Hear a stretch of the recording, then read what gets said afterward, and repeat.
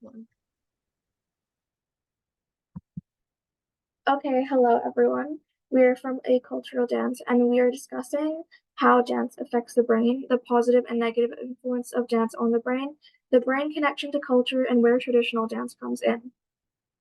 So dancing may seem irrelevant or random in the setting of this course, but in reality it has a clearer relation than thought. Well, before we understand how, we need to know what exactly dance and traditional dance is. Dance is defined as moving your body rhythmically to music as a form of expressing emotion and ideas for simple enjoyment. Traditional and folk dances, on the other hand, are dances that resonate with a specific culture, region, or country, and typically reflect beliefs or lifestyles. Traditional dances are so important in the modern world. They're a mode of connection between our ancestors and us now, teaching us about history, traditions, and the values of people. Traditional dances are a way for people to come together and celebrate their heritage. Besides the social importance it holds, traditional dances also have effect on our minds, which is the whole reason the team at ACulturalDance has come to talk about. Dance shockingly has such great positive effects on the brain that it has arisen as a new way to treat the neurological movement disorder Parkinson's disease. Previously, the neurological effects of dance had been underestimated until scientists recognized that dancing required complex mental coordination. The music essentially stimulates the brain's reward centers, while the dance itself makes use of the sensory and motor circuits. Learning dance and performing dance develops specific parts of the brain, including the motor cortex, which works on planning and controlling your movement. The somatosensory cortex, which works on motor control and hand-eye coordination. The basal ganglia, which works to smoothly coordinate movements together, and the cerebellum, which works as a connection between the brain and the spinal cord, as well as in the planning of fine and complex motor actions. Dancing not only develops these parts of the brain, but also shows similar effects on the body, as physical exercises have improved mental and have improved memory and strengthened neuronal connections, which are synapses, which simply mean we can learn and adapt to changes better. Furthermore, dance increases the effect of serotonin, the hormone that makes you feel good, improving long-term memory and spatial recognition, referring to the ability of mentally generating and transforming images and being able to understand and remember the spatial relationship between objects. However, the only known negative effects of dance are the physical strain and the risk of injury. If dance is done incorrectly, it can result in long-term injuries, especially in some traditional dances like the tanura, as seen on our Instagram posts, and the howling dance, which have been talked about in previous posts. Without proper training and equipment such as shoes, the injuries could be life-threatening. All of this can be daunting. This should not stop people from exploring dances as a means to maintain their health. Now we'll be moving on to a deeper analysis of dance for treating illnesses such as Parkinson's disease. The effects of dance in treatment haven't been based on hard science, but have been seen through observation in patients and studies. Dance can be seen as a form of rhythmic auditory simulation, RAS, where fixed rhythms are required to be followed by patients. Studies have seen this resulting in improvements in gait and upper extremity function among patients of movement disorders such as Parkinson's.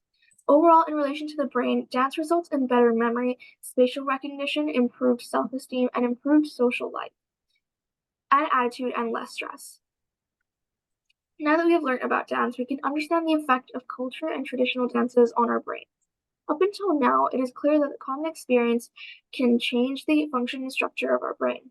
Hence, it is reasonable to assume that culture and constant exposure to it would change the brain function and neural structure. Psychologically, studies have shown subtle differences in how people process information resulting from cultural experiences. This is why we are all so different, because of our different cultures and different ways that we were brought up. Although there's a lack of evidence that brain structure is affected by culture and is simply a theory, it is clear to see how culture affects the brain, as culture activates the part of the ventral visual cortex which runs the way we process things. Yeah. Pertaining to traditional dances, especially the massive physical load on dancers, has seen improved physical and mental well-being. It can be reflected in a study that aimed to see the effects of a traditional dance on the traditional dances had on the elderly. 130 elderly people aged 60 years and above were asked with a mean of age 67 years old with an average of 8 years of education, attended a Greek traditional dance session for 32 weeks. They are required to attend two sessions per week for 75 minutes per session. Dances were selected from all over Greece with moderate intensity initially. During the program, they experimented with high intensity movements. At the beginning and after the end of the experiment, they were evaluated by the Fullerton Senior Fitness Test for their physical fitness, the single leg balance, and the hand grip strength test. These results showed a significant improvement in physical fitness. Now I will spare you the numbers, but the elderly enjoyed dancing as an activity while maintaining their functionality. Traditional dance caused prosperity in their lives by promoting active aging. This doesn't just pertain to the elderly, but should be a message for all of us. And lastly, in relation to the sustainability aspect of this session, dance can be used as a tool to convey messages to achieve sustainability, such as stopping littering. Additionally, dances may practice or perform in nature and relate to sustainability, which gives it a new sense to the art and changes the perspective on how we are related to the environment. Since in some dances it is thought that the earth is giving us permission to dance upon them and changes the relationship between the earth and us. Now that is it from us. Don't forget to follow us and all the other collaborators on Instagram, and thank you. Thank you so much for the sharing for a cultural dance. And since the other speaker, EnvironMedicine, is not able to join now, I'm going to kind of present their slides. And hopefully we will also have a scheduled meeting with them for them to do the sharing.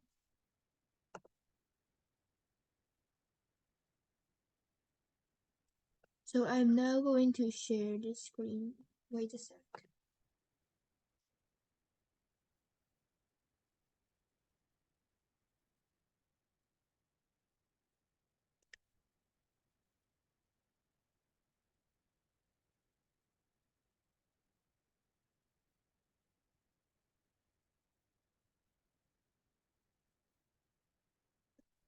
So EnviroMedicine is going to share about neurology and the environment.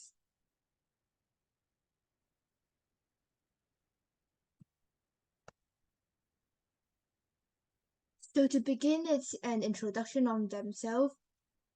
And EnviroMedicine is a youth-led organization dedicated to raising awareness about the intimate relationship between the well-being of the environment and human health. So this shows that they care a lot about the environment and also how the environment impacts our health. They are going to share the neurological effects of climate change as well as the role of green space in mental health.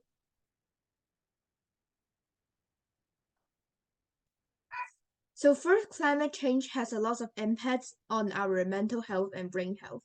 In 2019, the WHO World Health Organization declared that climate change was the single biggest threat to humanity.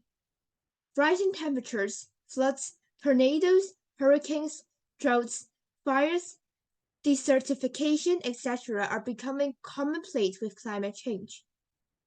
This had not only caused extreme sociological burdens, but has also caused psychological trauma for victims of such events.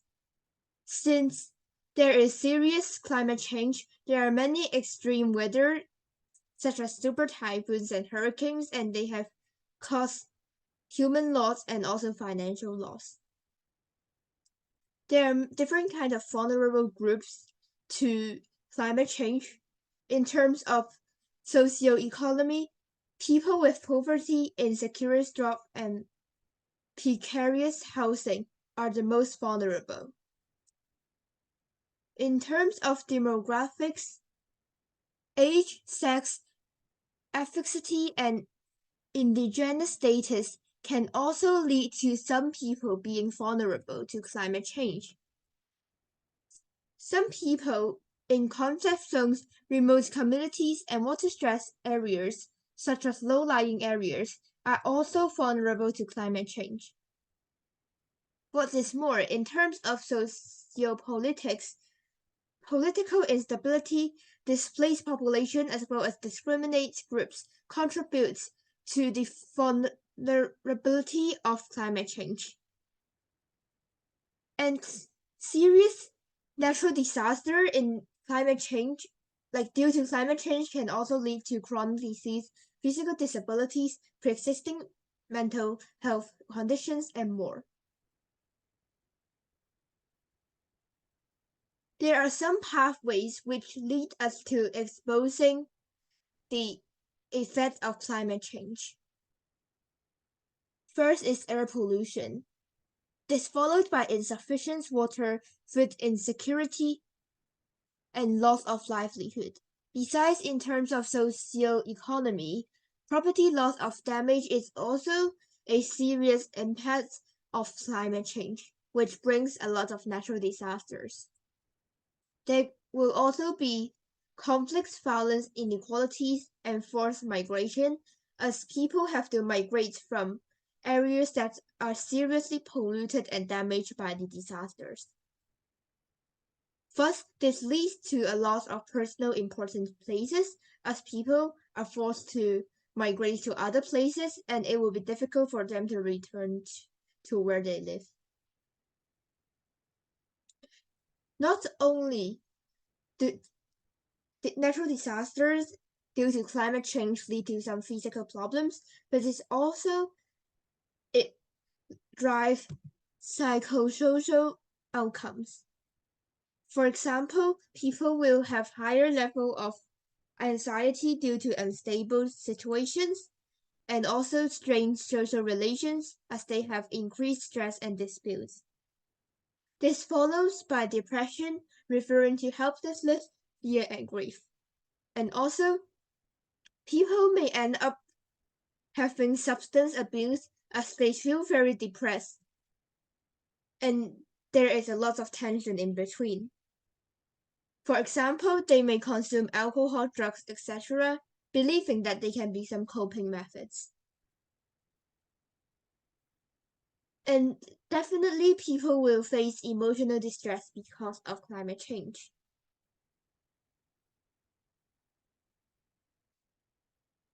So currently we are doing some research on how climate change impacts our mental health. And people discover that climate change actually affects climate change is actually very concentrated in high income countries. Like the pollution is likely to be made by high income countries, but the low income nations are disproportionately affected by climate change. However, there's still some limitations to the research due to the complexity of establishing causal relations between climate change and mental health, interpreting data across diverse populations, as well as accounting for various regional factors. This shows that investigating the linkage between mental health and climate change is also rather complex. While research is emerging, this field needs to broaden its scope, create accurate ways to measure climate-related mental health disorders, and to be more inclusive of marginalized groups. Usually, marginalized groups are the most vulnerable to climate change because of maybe a lack of resources. Second, we are also going to share the role of green spaces in mental health. While climate change seriously impacts our mental health, being exposed to greenery is also actually benefiting our mental health. So, how do we define green space? It refers to maintained or unmaintained environmental areas, including natural reserves, the wilderness, as well as urban parks. This can be purposefully created for aesthetic or recreational purposes. So it means that some green space are actually maintained.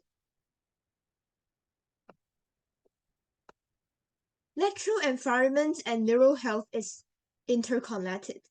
By being exposed to green spaces, there is a smaller risk of developing various psychiatric disorders, including depression, anxiety, and substance abuse.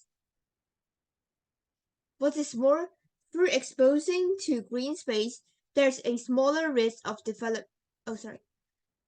Children in school with more green space display superior cognitive developments than those with less green environments.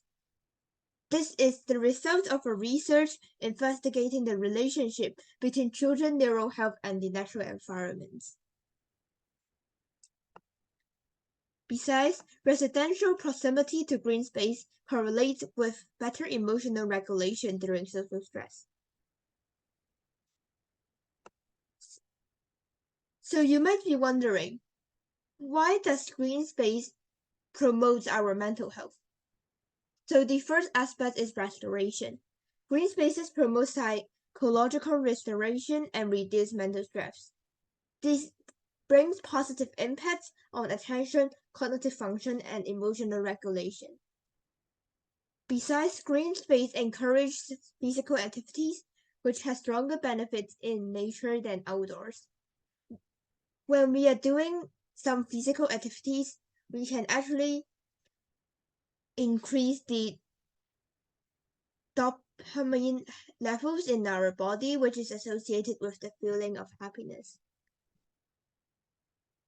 Besides, with more exposure to nature, this benefits our microbiota and reduce exposure to air pollution. Because trees can conduct photosynthesis and absorb carbon dioxide and also maybe some harmful gases. However, there is also some limitations in our research between green space and mental health. It is believed that more longitudinal studies are needed as more research is cross-sectional. Besides, it is also important to measure the direct relations between neuropsychological functions and natural environments, as it requires a greater understanding of the cognitive domains affected by green space. And we hope you enjoyed this PowerPoint designed by EnvironMedicine. And if you have any questions, you can also email them at enviromedicine@gmail.com or through Instagram at EnviroMedicine. Here is a reference page.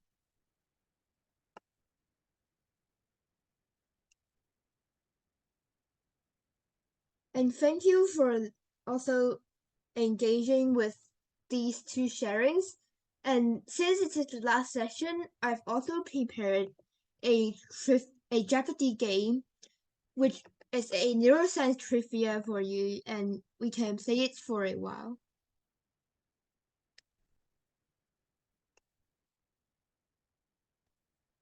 So now I'm going to share the screen again, and you can refer to the rules in the PowerPoints there.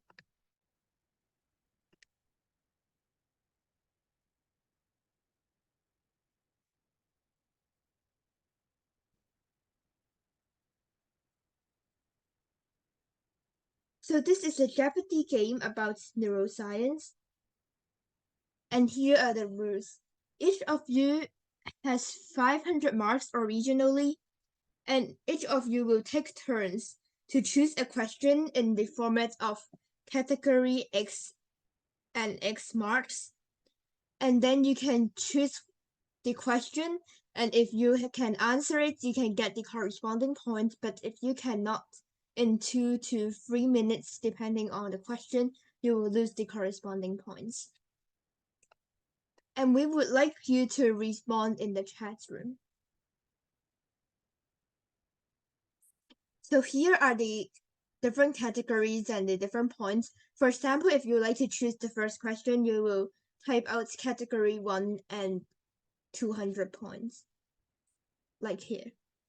Or you can type 200 marks and whatever. Okay. So so who would like to start first? If you like to start first, you can like kind of raise your hand.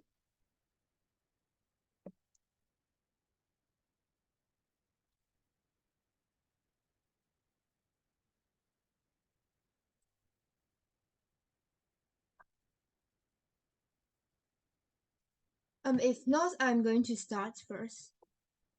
So let's choose category 1 and 200 points.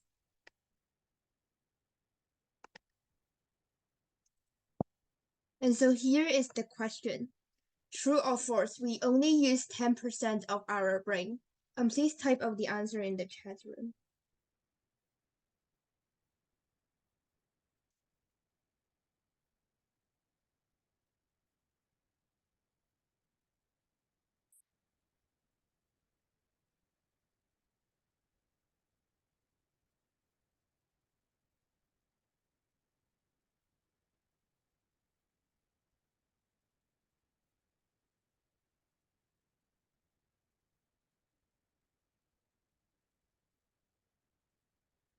So the correct answer will be false.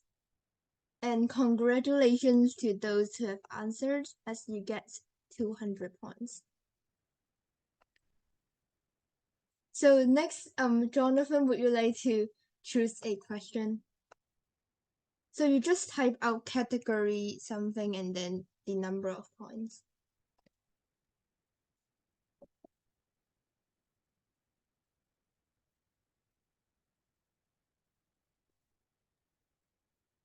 Category 2, 200. Okay, sure. So the question is, what are some ways neuroscience can be used to improve workplace productivity and well-being? So it means like, how can studying our brain help us to kind of improve workplace productivity and our well-being?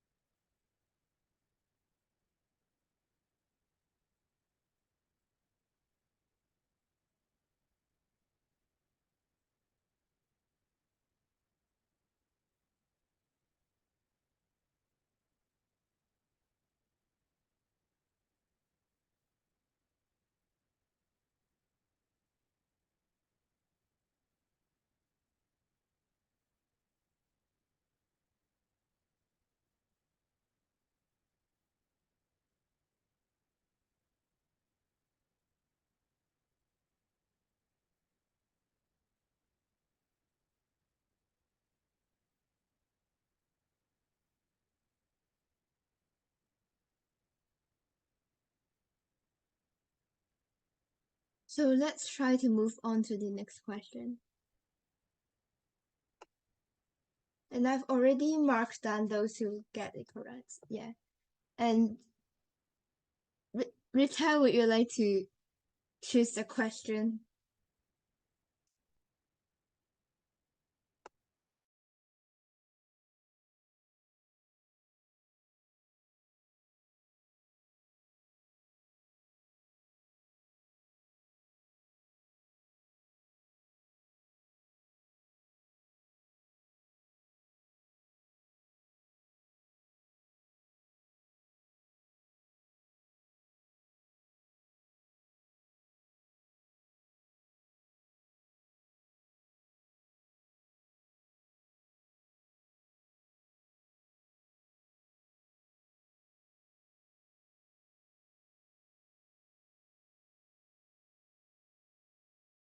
Okay, so thank you for the selection.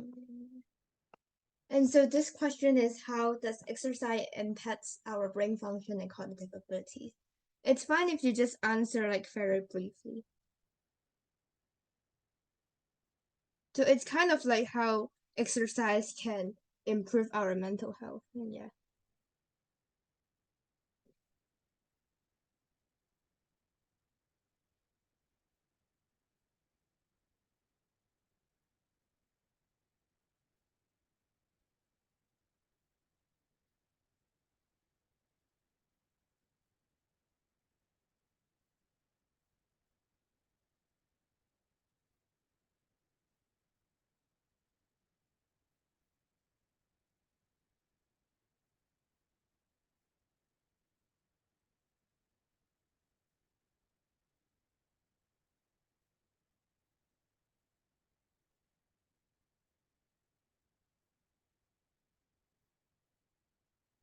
Okay, so I'll wait for a few more seconds to see if anyone else would like to answer.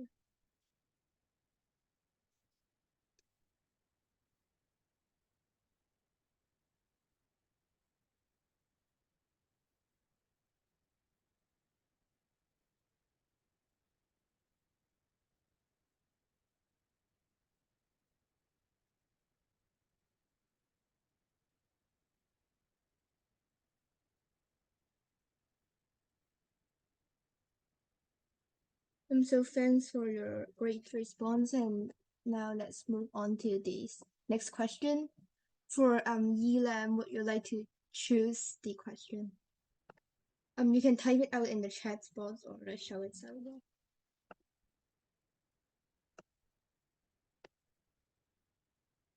In the chat room.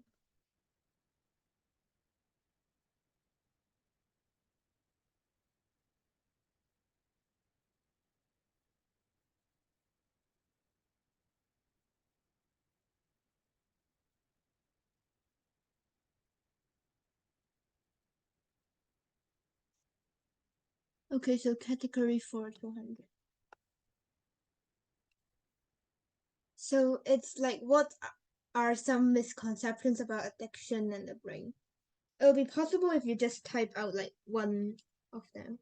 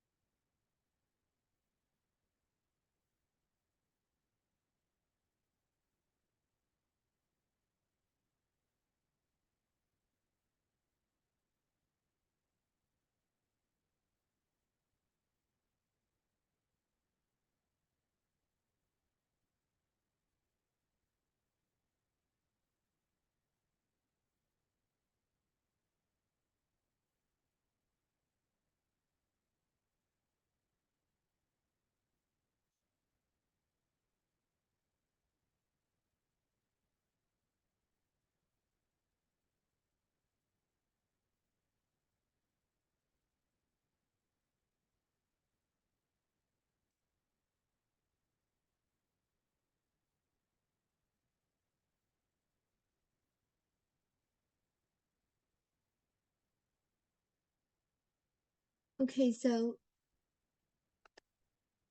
ACulturalDance, would you like to choose the next question?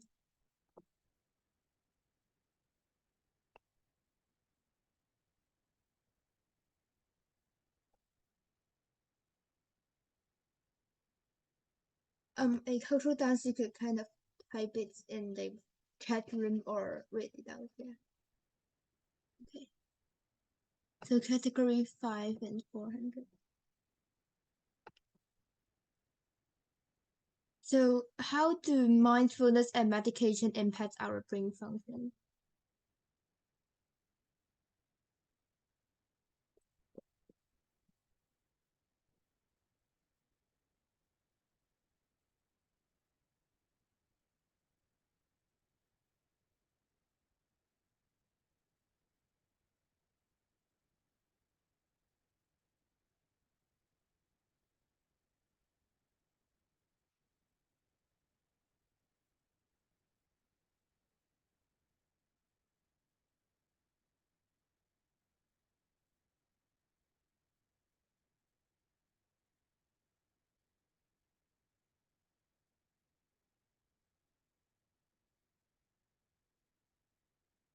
So thank you. And the last question,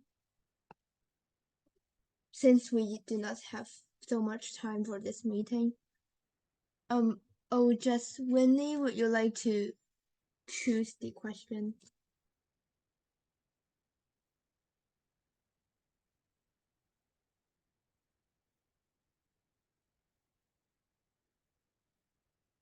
Okay.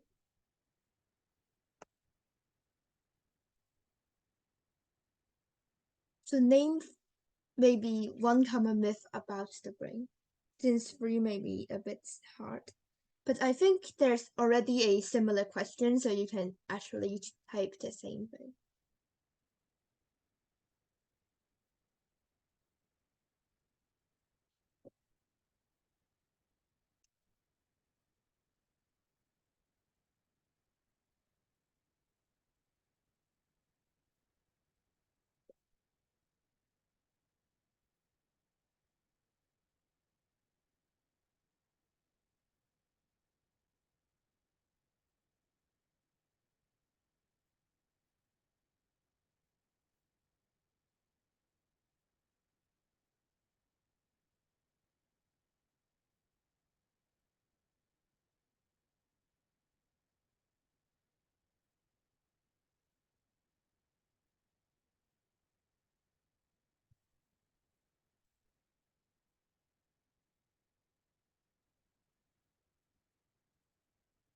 So thank you very much for joining this quick Jeopardy. And I think the winner will goes to Yilam, because she answers almost like all of the questions. And thank you very much for joining, and we hope you enjoy this section and learn a bit more about neuroscience. If you have any questions or comments, please type in the chat room now.